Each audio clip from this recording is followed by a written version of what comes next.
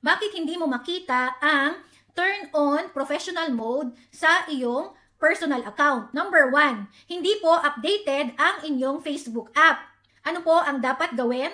I-update lang po ang inyong Facebook app. Pumunta lamang po kayo sa inyong Play Store kung Android ang gamit nyo. App Store naman po kung iPhone ang gamit nyo. I-search nyo lang po yung Facebook at pindutin ang update. Number 2, nakalock po ang inyong personal account. Ano po ang dapat gawin? I-unlock nyo lang po ang inyong personal account. Number 3, posible pong yung mga nailagay nating details sa ating personal account ay may mga pagkakamali o kaya naman po ay hindi legit. I-check nyo po ang lahat ng details at itama po ang lahat ng mga pagkakamali. Para po lumitaw na ang turn on professional mode sa inyong personal account at makapag-start na rin po kayo na kumita